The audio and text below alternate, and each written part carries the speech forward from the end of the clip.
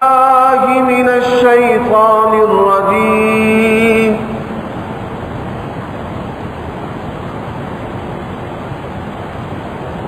ألا إن أولياء الله لا خوف عليهم ولا هم يحزنون الذين آمنوا وكانوا يتقون۔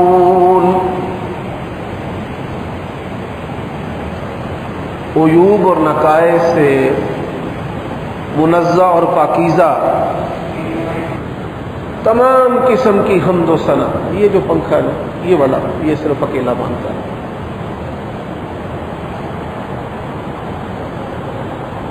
عیوب اور نقائص سے منزہ و پاکیزہ تمام قسم کی حمد و ثنا اللہ وحدہ لا شریک لہ کے لیے، اور درود و سلام شفیع للمذنبین خاتم النبیین رسول امین رؤوف الرحیم صلی اللہ علیہ وآلہ وسلم کی ذات اقدس پر۔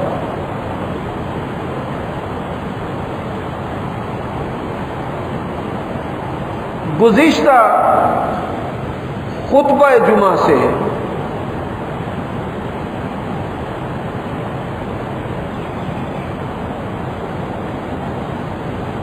کہ وہ کون سے اعمال ہیں جن کے کرنے سے آپ رمضان کی طرح اجر و ثواب حاصل کر سکتے ہیں۔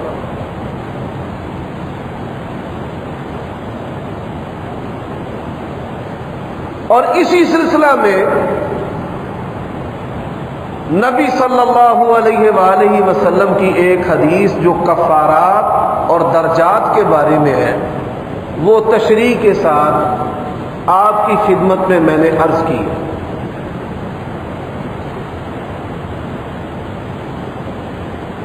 شیطان کے مقابلہ میں اللہ تعالیٰ نے ہمیں ڈٹنے کا حکم دیا ہے۔ یا ایھا الذین آمنوا اصبروا وصابروا ورابطوا واتقوا اللہ، اے ایمان والو شیطان کے مقابلہ میں ڈٹے رہو۔ اب شیطان کے مقابلہ میں جو ڈٹنا ہے، نبی علیہ الصلوۃ والسلام نے اس کی تشریح کی ہے کہ انسان جو ہے وہ کفارات کو اختیار کرے۔ ہماری اردو زبان کا لفظ ہے کفارہ، اور اس کی جمع ہے کفارات۔ کفارہ کا معنی ہے کہ کسی چیز کو سرے سے مٹا دینا، ریموو کر دینا، ڈیلیٹ کر دینا۔ اب وہ کون سے ایسے اعمال ہیں کہ جن کی وجہ سے انسان جو ہے وہ شیطان کے مقابلہ میں مورچہ بند رہتا ہے، شیطان کی گرفت اور پکڑ میں آنے کے جو امکانات ہیں مشکل نہیں بلکہ ناممکن ہو جاتے ہیں۔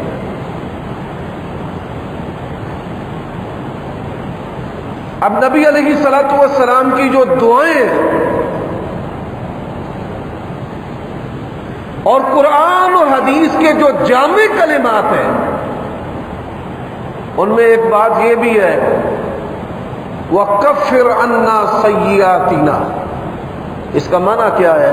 عامت الناس اور کئی علماء اس کا مطلب نہیں جانتے۔ یہ اللہ کی بارگاہ میں درخواست ہے کہ اللہ ہم کمزور ہیں، ہم کمزوروں سے گناہوں کو دور رکھنا۔ ایک معافی ہے، اللہ تعالیٰ کی بخشش ہے کہ اللہ تو گناہوں کو معاف کر دے، یہ الگ ہے۔ اور پھر دوسری درخواست اللہ تعالیٰ کی بارگاہ میں یہ ہے کہ اے پروردگار ہم سے گناہوں کو دور رکھنا۔ انسان کمزور ہے، اور اگر گناہ اس کے قرب و جوار میں ہوں گے تو وہ اپنے نفس پر کنٹرول نہیں رکھ سکتا۔ یہی وجہ ہے کہ مستقل نیک اور متقی پرہیزگار بننے کے لیے اپنی مجلس صحبت اور اپنے حالات کو نیک رکھنا ضروری ہے۔ 100 افراد کو ایک بندے نے قتل کیا تھا، 99 قتل کیے. وہ چلا گیا مولوی صاحب کے پاس کہ میں نے 99 بندے قتل کیے ہیں، میری توبہ ہے. اس نے کہا نہیں، تیری کوئی توبہ نہیں، 99 بندے مار دیے تو نے. انہوں نے کہا اچھا، مرا ہوا تو میں پہلے ہی ہوں، جہنمی تو نے بنا دیا ہے. اس نے اس کو بھی مار دیا. یہ وہ بات ہے جو اگر آپ کے ذہن میں بیٹھ گئی تو سمجھے کہ اللہ تعالیٰ نے آپ کو دین کے فہم کا جو دروازہ ہے وہ عطا کر دیا. اس حدیث کے اندر آپ نے اکثر اللہ تعالیٰ کی بخشش کے بارے میں علماء سے سنا ہے، لیکن اس سے بھی بڑی بات اس کے اندر ہے. نبی علیہ الصلوۃ والسلام نے اپنے بعد فتنوں سے خبردار کیا ہے. قتل کا فتنہ ہوگا، زنا کا فتنہ ہوگا، سود کا نام بدل بدل کر کھایا جائے گا، شرابوں کے نام بدل بدل کر پیے جائیں گے، لوگ اعلانیہ فحاشی کریں گے، اپنی محرمات کی حرمت کو پامال کریں گے، ماں بہن کے ساتھ جنسی عمل کریں گے. اتنے اتنے بڑے اب فتنے ہیں.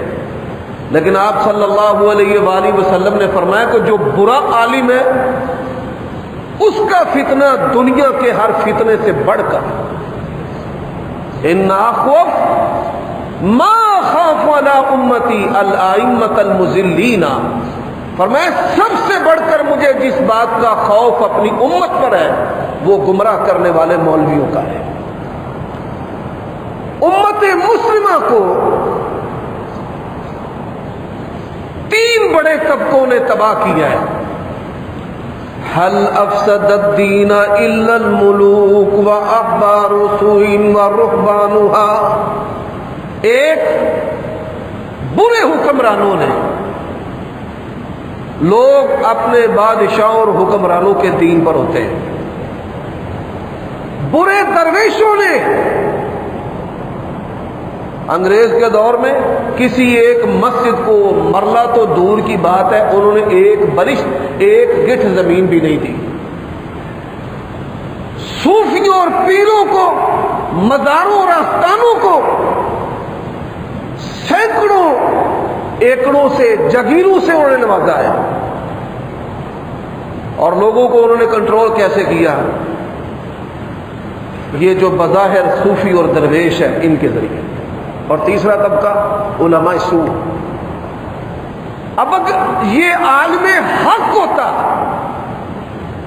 یعنی اگر یہ بندہ اللہ تبارک و تعالیٰ کی توفیق سے عالم ربانی ہوتا، اللہ والا عالم ہوتا، اس کے پاس شریعت کا پختہ علم ہوتا، تو کیا کہتا کہ اگر تیرے گناہ زمین کے برابر بھی ہو تو اللہ کی بارگاہ میں توبہ کرے، اللہ 10 گنا رحمت کے ساتھ تیرا استقبال کرے.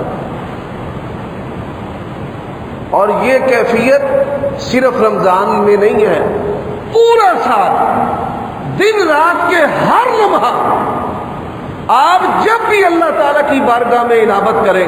نبی علیہ الصلوۃ والسلام نے فرمایا جو بندہ اچھے طریقے سے وضو کرتا ہے اور وضو کرنے کے بعد 2 رکعتیں پڑھتا ہے انابت کی، کہ اس کی ساری توجہ اللہ کی طرف ہے، سلام پھیرتا ہے، فرمایا اللہ اس کے گناہوں پر اپنی رحمت کا قلم پھیر دیتا ہے. رمضان کے بعد یہ اللہ کی رحمت ہے. اب وہ گیا ایک اور عالم کے پاس، اس نے کہا کہ میں نے تو اب مولوی کو بھی مار دیا ہے، 100 ہو گئے ہیں، میری توبہ ہے. اس نے کہا توبہ کیوں نہیں ہے؟ اگر توبہ چاہتا ہے، اس علاقے میں تیری ہیبت اور دہشت ہے، لوگ تجھ سے ڈرتے ہیں اور اسی خوف اور ڈرنے میں تجھ سے قتل ہو جاتا ہے. ایسی جگہ پر جا تجھے کوئی نہ جانے اور نہ تو کسی کو جانتا ہو. توبہ کی نیت سے اس کے قدم اٹھے ہیں. یہ جملے جو ہیں ان پر غور کیجئے. کس کی نیت سے؟ توبہ کی نیت سے. ابھی اس نے زبان سے توبہ نہیں کی، صرف توبہ کی نیت سے اس کے قدم اٹھے، فوت ہو گیا. فرشتے آ گئے، جنت والے بھی اور جہنم والے بھی. نبی علیہ الصلوۃ والسلام فرماتے ہیں کہ جب انسان کی روح نکلتی ہے، اگر وہ جنتی ہوتا ہے تو اللہ تعالیٰ کے فرشتے جنتی لباس لے کر اس کا استقبال کرتے ہیں، ویلکم، خوش آمدید، اہلا و سہلا مرحبا، یا ایتھا النفس المطمئنہ ارجعی الی ربک راضیۃ مرضیہ فادخلی فی عبادی وادخلی جنتی۔ اور جو بد ہوتا ہے، جن کی ڈیوٹی جہنم پر ہے، وہ فرشتے آ جاتے ہیں، وہ روح نکالتے ہیں، جسم روح نہیں چھوڑتا۔ فرمایا الذین تتوفاہم الملائکہ، فرشتے موت نکالتے ہیں، کیسے؟ یضربون وجوہہم وادبارہم، ان کے چہروں پر اور ان کی پشتوں پر مارتے ہیں، اور پھر وہیں سے ان کی سختی اور ان کا عذاب جو ہے وہ شروع ہو جاتا ہے۔ میرے بھائیوں دوستوں، اب شیطان کے مقابلہ میں ہم نے مورچہ بند ہونا ہے۔ مورچہ بند کیسے ہونا ہے؟ یہ تین باتیں مورچہ بند ہونے کی میں نے گزشتہ جمعہ میں عرض کی تھی۔ جس بندے کے اندر تین خوبیاں پیدا ہو جائیں، تین باتیں، تین خوبیاں پیدا ہو جائیں، سمجھ لیں کہ وہ شیطان کے مقابلہ میں مورچہ بند ہو گیا ہے۔ وہ زنا سے، شراب سے، سود سے خود بخود ہی بچنا شروع ہو جائے گا۔ تین خوبیاں اس کے اندر پیدا ہو گئی، اللہ تعالیٰ اس کو گناہوں سے دور کر دے گا اور گناہوں کو اس سے دور کر دے گا۔ وہ تین خوبیاں میں نے گزشتہ خطبہ جمعہ میں عرض کی ہیں۔ ان میں سے پہلی خوبی، انسان جو ہے وہ باوضو رہے، لباس، سٹیٹس، موسم، ان ساری چیزوں کو نظر انداز کر کے اچھے طریقے سے وضو کرے۔ اور میں نے اللہ تعالیٰ کی توفیق سے آئندہ جو آنے والے خطبات ہیں 40 کے قریب اللہ کے فضل سے وہ اعمال بتانے ہیں کہ جن پر اللہ کے نبی نے جنت کی بشارت دی ہے۔ ان جنتی بشارت والے اعمال میں سے ایک عمل، نبی علیہ الصلوۃ والسلام معراج پر گئے۔ واقعہ معراج آپ نے سنا ہے گزشتہ جمعوں میں۔ رسول اللہ صلی اللہ علیہ وآلہ وسلم فرماتے ہیں، میں نے جنت کے اندر کسی آدمی کے قدموں کی آواز کو سنا۔ جبرائیل علیہ الصلوۃ والسلام سے پوچھا کہ یہ کس کے قدموں کی آواز ہے؟ فرمایا یہ آپ کا ایک خادم ہے بلال رضی اللہ تعالیٰ عنہ، چلتے زمین پر ہے، قدموں کی آواز اللہ کی جنت میں آتی ہے۔ کون سے ایسا عمل کرتے ہیں؟ فرمایا جب بھی وضو کرتا ہے وضو کی 2 رکعتیں پڑھتا ہے۔ یہ عمل اتنا بڑا عمل ہے کہ اللہ تعالیٰ اس کے بدلے انسان کو اجر کیا عطا کرتا ہے۔ اللہ تعالیٰ اس سے محبت کرتا ہے۔ وہ چلتا تو گجرانوالہ میں ہے، لیکن اس کے قدموں کی جو چاپ ہے کہاں سنائی جاتی ہے؟ اللہ کی جنت میں۔ یہ حضرت بلال کے ساتھ خاص نہیں ہے۔ وضو کے طبی فوائد ہیں، وضو کے جسمانی فوائد ہیں، وضو کے روحانی فضائل ہیں، یہ ساری چیزیں اپنی جگہ پر۔ لیکن یہ بات دین میں رکھ لیں کہ جو آدمی باوضو رہتا ہے اور اچھے طریقے سے وضو کرتا ہے، سمجھ لیں کہ شیطان کے مقابلہ میں تیاری، مورچہ بند ہونے کا یہ پہلا وصف ہے اس کے اندر۔ بعض اعمال وہ چھوٹے ہوتے ہیں لیکن ان کے اثرات بہت بڑے ہوتے ہیں۔ نبی علیہ الصلوۃ والسلام کے پاس ایک بندہ آیا، اس نے کہا یا رسول اللہ میرا دل سخت ہے۔ اب دل کی جو سختی ہے، آپ صلی اللہ علیہ وآلہ وسلم نے اس کے کوئی بڑے حل نہیں بتائے کہ تو نمازیں پڑھا کر، زکاتیں دیا کر، ایسے نہیں، بلکہ رسول اللہ صلی اللہ علیہ وآلہ وسلم نے فرمایا لا تحقرن من المعروف شیئا، اب آپ میں سے بڑے سارے لوگوں نے اس بات کو پہلی مرتبہ سنا ہوگا. وہ نبی علیہ السلام سے کہتا ہے کہ میرا دل سخت ہے. اور آپ کو پتہ ہے کہ جب دل سخت ہو جائے انسان کو ایمان کی، دین کی، نماز کی لذت اور حلاوت نہیں ملتی جو دنیا کی ہر لذت سے بڑھ کر ہے. نبی علیہ الصلوۃ والسلام نے اسے یہ بھی نہیں کہا کہ تو رویا کر.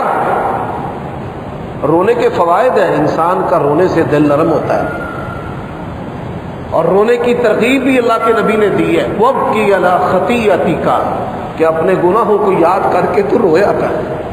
یہ الگ بات ہے.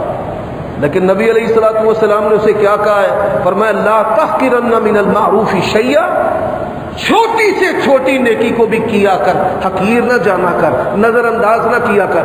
اللہ تعالیٰ اس عمل کے بدلے تیرے دل کو نرم کر دے گا. اب یہ جو اویئرنیس ہے، انسان جو خبردار، کوئی بھی نیکی اس کو ملتی ہے، چھوٹی نیکی ملتی ہے، وہ چھوٹی نیکی کر لے. بعض چھوٹے گناہ ایسے ہوتے ہیں جو انسان کو جہنم میں لے جاتے ہیں. ایک عورت تھی، اس نے بلی کو باندھ دیا، وہ بھوکی مر گئی. اب یہ جانور ہے، بھوکی مر گئی. نبی علیہ السلام فرماتے ہیں اللہ تعالیٰ نے اس عمل کی وجہ سے اس کو جہنم رسید کر دیا. رسول اللہ صلی اللہ علیہ وآلہ وسلم کے پاس دو عورتوں کا ذکر کیا گیا.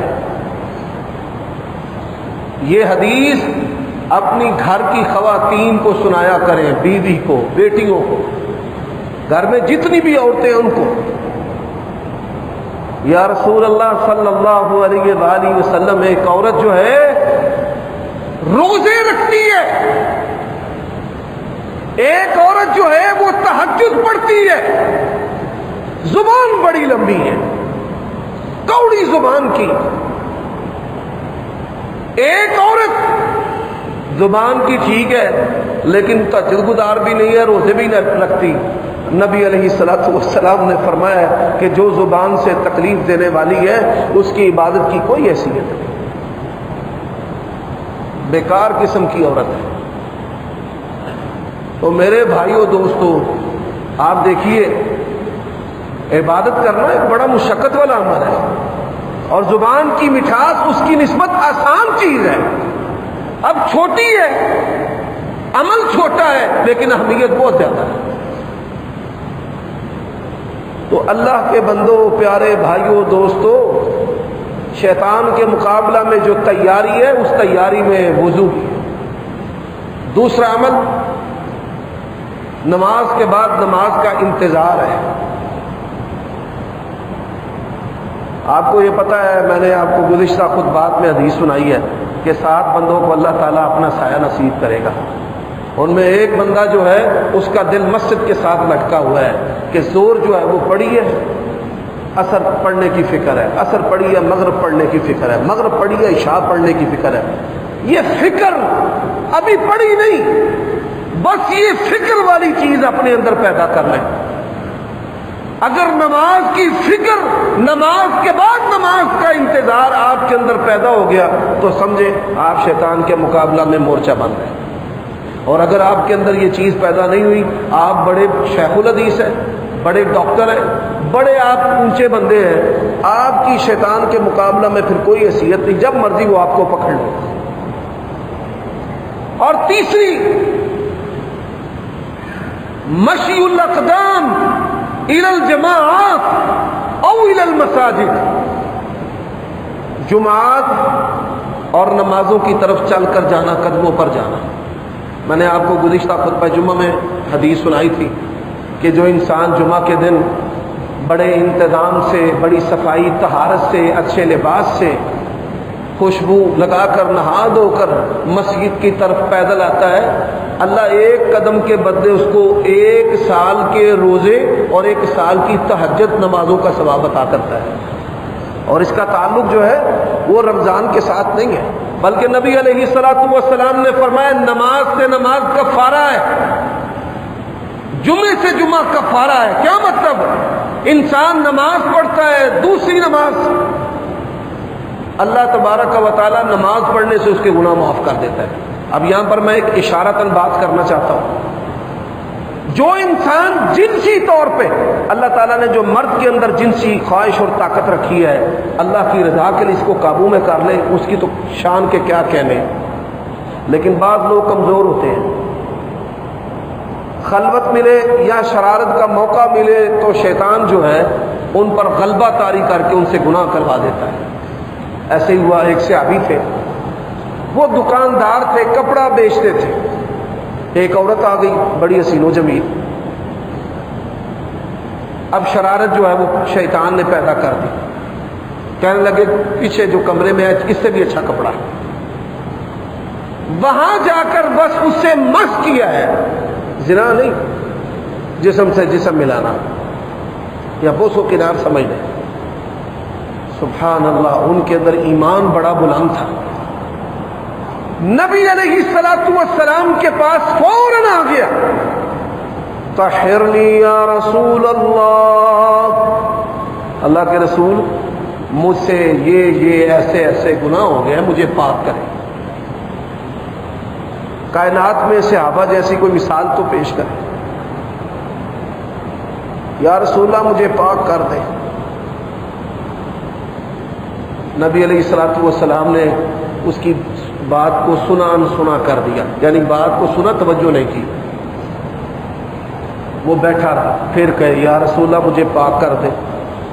نبی علیہ الصلوۃ والسلام نے اس کی بات کو سنا، پھر توجہ نہیں کی، اذان ہو گئی، نماز پڑھی، نماز کے بعد پھر آیا، یا رسول اللہ مجھے پاک کر دے۔ فرمایا اللہ نے تجھے پاک کر دیا۔ ان الحسنات یذہبن السیئات، یہ جو نماز پڑھنے کا عمل ہے، یہ عمل انسان کے ایسے جو گناہ ہیں ان کو ختم کر دیتا ہے، دھو ڈالتا ہے۔ لیکن اس کا مطلب یہ نہیں ہے نمازاں پڑھی جاؤ تے یتیماں دا مال کھائی جاؤ تے سود کھائی جاؤ تے جوئے کھیڈی جاؤ تے ماریاں بندیاں دا حق ماری جاؤ، یہ مطلب نہیں ہے۔ جو حقیقی نمازی ہے اس کے اندر یہ خرابیاں ہوتی نہیں۔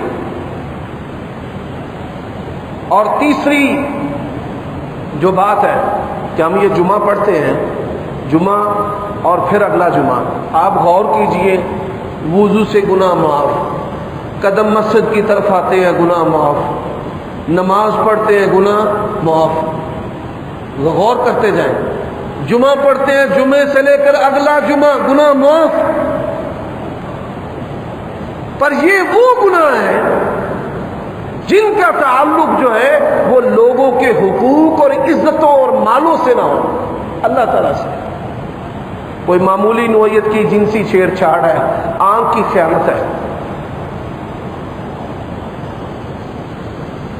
نبی علیہ الصلوۃ والسلام کا خاندان جو ہے وہ خوبصورتی میں اپنی مثال آپ تھا۔ حضرت عباس رضی اللہ تعالیٰ عنہ کے ایک بیٹے تھے، فضل بن عباس رضی اللہ تعالیٰ عنہ، بڑے پیارے تھے۔ اور میں یہ بات آپ کو بتا چکا ہوں کہ حضرت عباس کے 10 بیٹے تھے اور 10 کے 10 جو ہیں وہ صحابی تھے۔ ایک عورت آئی، اس نے حضرت فضل کو دیکھنا شروع کر دیا کہ اتنا خوبصورت ہے۔ حضرت فضل نے ان کی طرف دیکھا، اللہ کے نبی نے آنکھوں پر ہاتھ رکھ دیا، فاصلے پر تھی، سمجھایا اس کو کہ یہ آنکھ کی خیانت ہے۔ اب ایسی جو خیانت ہے، شیطان وہ انسانوں کی کمزوری حسن کو بنا دیتا ہے، خوبصورتی کو، اور پھر خوبصورت چہروں کی طرف نظر لے کر جاتا ہے، مولویوں کی بھی، آپ کی، ہماری، سب کی۔ یہ بھی خیانت ہے۔ لیکن بشارت کیا ہے؟ فرمایا چہرہ وضو میں دھوتا ہے، اللہ تعالیٰ چہرہ دھونے سے چہرے کے گناہ معاف کر دیتا ہے۔ اللہ کی قسم ہے، ہمارے رب کو ہم سے بڑی محبت ہے، ہمیں بھی جواب جو ہے وہ محبت کے ساتھ دینا پڑے گا۔ اب نبی علیہ الصلوۃ والسلام نے درجات کے بارے میں بتایا ہے، میں درجات کے بارے میں بھی بات کرنا چاہتا ہوں کہ درجات کیا ہے۔ کفارات تو 3 چیزیں ہیں، اور یہ شیطان کے مقابلہ میں مورچہ بند ہونا ہے۔ پہلے جو بزرگ تھے وہ علماء سے حدیث نجاشی سنتے تھے کہ آپ آئیں ہماری مسجد میں تقریر کریں، ہمیں حدیث نجاشی سنائیں، حدیث ہرقل سنائیں۔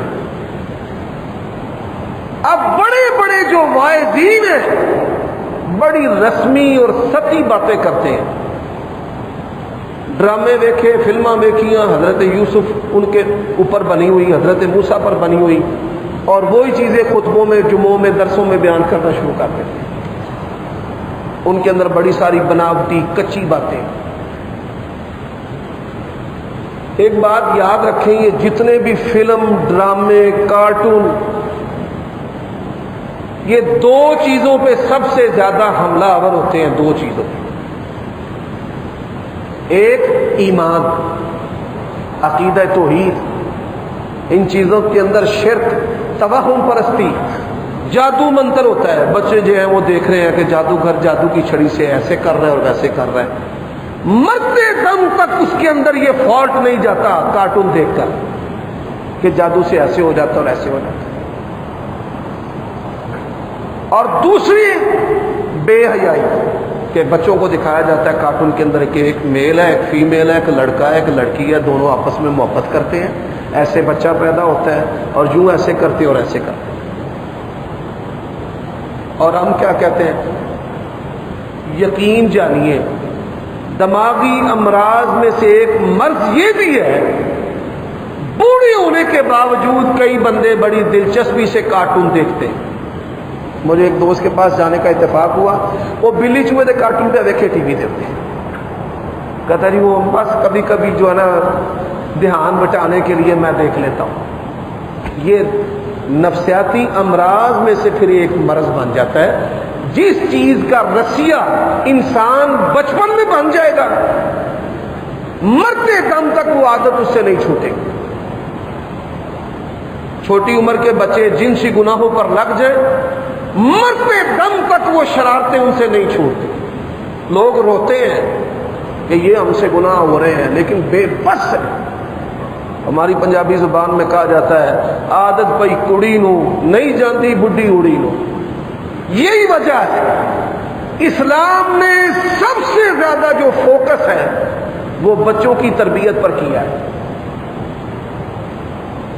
اب دو مسئلے ہمارے ساتھ۔ پہلا مسئلہ، ہماری شادی ہو جاتی ہے اور شادی کیا ہے ہمیں اس کا پتہ نہیں ہوتا،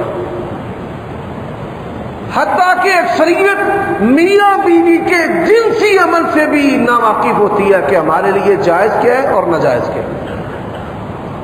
واللہ العظیم ایسے ہی ہم بچے پیدا تو کرتے ہیں، لیکن بچوں کی تربیت کیسے کرنی ہے ہمیں یہ پتہ نہیں۔ لاڈ والا ہاتھ رکھتے ہیں ہم، 3 سال 5 سال بچہ 10 سال کا ہو جائے، ہمارے طور طریقے روش وہی ہے۔ اور بھائی اب بچہ تیرا سوال کرتا ہے، ماں کے پیٹ کے بارے میں سوال کرتے ہیں بچے۔ بچے جو ہیں وہ کتابوں سے، میڈیا سے ایسے الفاظ سن کر بڑے بڑے حیران کن سوال کرتے ہیں۔ اس وقت ان کو وقت دینا اور تربیت کرنا۔ اور یہ بات یاد رکھیں، بچوں کی 3 قسمیں ہیں۔ الذین لم یظہروا علی عورات النساء، وہ بچے جن کو شرمگاہوں کے فنکشن کا پتہ نہیں ہے، صرف یہ کہ ہم نے پیشاب پخانہ کرنا ہے۔ وہ بچے جن کو ان چیزوں کا پتہ چل جاتا ہے لیکن وہ بالغ نہیں ہوتے۔ چھوٹے بچوں کے لیے اذن نہیں ہے کہ وہ کمرے میں دروازہ کھول کر آ سکتا ہے، لیکن جو 8-10 سال کا بچہ ہے جس کی باڈی کے اندر بلوغت کا نظام سسٹم شروع ہو جاتا ہے، اللہ تعالیٰ نے اس کے لیے اجازت کا حکم رکھا ہے۔ دستک دے، اجازت ملی تو داخل ہو، وگرنہ نہ داخل ہو۔ ہمیں یہی نہیں پتا۔ آپ کا اپنا بچہ آپ کے اپنے بیڈ روم میں 10 سال کی عمر کے بعد اجازت لے کر آئے گا، ویسے نہیں آئے گا۔ اور پھر وہ جو بلوغت کے قریب ہوتے ہیں، جن کو زیر ناف اور زیر بغل جو بال ہے وہ نہیں آتے۔ اسلام کے اندر بلوغت کا معیار لڑکی کے لیے ماہواری مینسز ہے، اور جو لڑکا ہے اس کے لیے زیر ناف جو بال آنے کا عمل ہے، اس سے جو ہے اس کی بلوغت کا آغاز ہوگا کہ وہ بچہ بالغ ہو چکا ہے۔ اب ہمارے معاشرے میں 10-11 سال کی جو بچیاں ہیں آپ میں بچیوں کے باپ بیٹھے ہیں، اللہ نے ہمیں بھی بیٹیوں کا باپ بنایا ہے. 10 سے 11 سال کی بچی جو ہے وہ بالغ ہو جاتی ہے. 13-14 سال کی عمر تک شاید ہی کوئی بیٹی جو ہے وہ جاتی ہو. ہماری یہ ذمہ داری ہے. بس آپ نے اس عمر میں جب اپنے بچے کے دل دماغ کے اندر ایمان اور دین ڈال دیا، اب آپ دیکھیں غاصب اور ظالم اور قابض جو یہودی ہیں، وہ اپنے بچوں کو مسلمانوں کی جو نفرت ہے اسکول کے اندر سلیبس کے اندر پڑھاتے ہیں. جنسی چیزیں ان کو اسکول کے اندر پڑھاتے ہیں. ان کے سلیبس کے اندر پرائمری تک ہر بچہ بچی جو ہے وہ ان چیزوں سے واقف ہو جاتا ہے. وہ اپنے چھوٹے بچوں کو بڑی بڑی گنیں چلانا سکھاتے ہیں کہ تم نے اس سے مسلمان مار دیں. میرے بھائیوں، ایک قانون ہے، ایک قدرت ہے. قانون میں اللہ تبارک و تعالی کی مدد جو ہے، طاقتور جو حاکم ہے، جس کے اندر صلاحیت ہے غاصب اور قابض یہودیوں کا علاج کرنا مرمت کے ساتھ، اس کے ساتھ اللہ نے مشروط رکھی ہے. ہم یہاں پہ بیٹھے دعائیں کریں گے یا اللہ کافروں کے ٹینکوں میں کیڑے ڈال دیں، ہم شورلیاں چلا کر جو ہے وہ یہ سمجھیں کہ ہم اللہ کی تائید اور نصرت کا انتظار کر رہے ہیں. اللہ نے تمہیں وسائل دیے ہیں، عقل دی ہے، ایٹمی قوت دی ہے، ہتھیار، اوزار، مزائل دیے، بہترین آرمی ہونے کا تمہارا دعویٰ ہے، اور اس کے بعد اللہ نے کہا ہے ان تنصروا اللہ ینصرکم، اگر تم اللہ کی مدد کرو گے تو اللہ پھر تمہاری مدد کرے گا. نبی علیہ السلام کیوں لڑے ہیں؟ معجزات تھے. آپ کی انگلی سے چاند کے 2 ٹکڑے ہوتے تھے. آپ صلی اللہ علیہ وآلہ وسلم جنگوں میں بھی ہمارے ماڈل اور ہمارا نمونہ ہے. تو اگر مسجد اقصی جو ہے اس کو آپ یہودیوں کے قبضہ سے چھڑوانا چاہتے ہیں تو ایک زوردار حلہ مسلمان حکمرانوں کا جب ان پر لگے گا تو پھر وہ اللہ کی توفیق و رحمت کے ساتھ دم دبا کر بھاگ جائیں. یہ بات یاد رکھیے، نبی کا لشکر بھی ہو، اگر اس کے اندر یہ لوگ کمزوری دکھائیں گے. آپ دیکھیے اللہ نے بدر کے اندر بے سر و سمانی میں مدد کی ہے، لیکن احد کے اندر جب نبی علیہ الصلوۃ والسلام کی تعلیمات کو چھوڑا، باوجود کہ وہ صحابہ کرام تھے، نبی علیہ السلام کے شریک سفر تھے، اس کے باوجود اللہ نے فتح کو شکست کے اندر تبدیل کر دیا. تو آج کے خطبہ جمعہ میں ہم اپنے حکمرانوں کو یہ پیغام بھی دینا چاہتے ہیں کہ اللہ کے لیے عزت کے ساتھ جینا سیکھیں. پروکسی وار چھوڑ کر ایسے پروکسی وار کے جس کا نقصان ہو ہی امت کو، کیا فائدہ پروکسی وار ایسے؟ پروکسی وار کرنے تو کافر چیخے، ہاتھ اٹھائے کہ ہم مر گئے ہمیں بچاؤ. تمہارے پروکسی وار سے کافر خوش ہوتے ہیں، مسلمان مرتے ہیں. ایک زوردار ان پر حلہ بولنا پڑے گا، تب اللہ تبارک و تعالی جو ہے وہ ان ظالموں کے قبضے سے مسجد اقصی کو آزاد کروائے. میں یہاں پر ایک آپ کو بات بتانا چاہتا ہوں. اللہ کے نبی نے فرمایا مسجد اقصی کی فضیلت. نبی علیہ السلام سے پوچھا ابو ذر رضی اللہ تعالیٰ عنہ نے، روئے زمین پر سب سے پہلا رب کا گھر کون سا بنا ہے؟ فرمایا مسجد حرام بیت اللہ. دوسرا فرمایا مسجد اقصی. مسجد اقصی 40 سال کا فرق ہے دونوں میں. کتنے سال کا؟ 40 سال کا. اب بندہ مسجد حرام کے اندر نماز پڑھتا ہے، اس کو 1 لاکھ نماز کا ثواب ملتا ہے. مسجد نبوی کے اندر نماز پڑھتا ہے، اس کو 1000 نماز کا ثواب ملتا ہے. اور مسجد حرام کے بعد مسجد نبی کی ایک اور بھی فضیلت ہے کہ مسجد اقصی سے 4 گنا زیادہ نماز پڑھنا یہاں پر افضل ہے. لیکن جو مسجد اقصی کی فضیلت ہے وہ ان دونوں سے منفرد ہے. نبی علیہ السلام فرماتے ہیں اللہ تعالیٰ سے سلیمان علیہ السلام نے وعدہ لیا ہے علیہ السلام نے وعدہ لیا کہ یا اللہ جو مسلمان بھی, جو بندہ بھی مسجد اقصی کے اندر نماز پڑھے گا تو اسے گناہوں سے ایسے پاک کر دے جیسے اس کی ماں نے اس کو آج جنا ہے. اللہ نے کہا ٹھیک ہے. اور یہ فضیلت روئے زمین پر مسجد اقصی کی. سارے نبیوں نے وہاں نماز پڑھی ہے, سارے نبی, اور ہمارے پیارے نبی نے وہاں امامت کروائی ہے. آپ دیکھیں مسجد حرام, مسجد قباء, اور اسی طرح سبحان الذی اسری بعبدہ لیلا من المسجد الحرام الی المسجد الاقصی الذی بارکنا حولہ. ہماری دعا ہے اللہ تعالیٰ ان کو غلبہ عطا فرمائے, اور جو غاصب اور ظالم یہودی ہیں اللہ تعالیٰ ان کو نیست و نابود فرمائے. ہماری بد دعائیں ظالم اور غاصب جو کفار ہیں ان کے بارے میں ہیں, دوسرے کافروں کے بارے میں نہیں. دوسروں کے بارے میں ہماری یہ دعا ہے کہ اللہ تعالیٰ ان کو ہدایت دے اور اسلام کے دامن کے اندر آ جائے.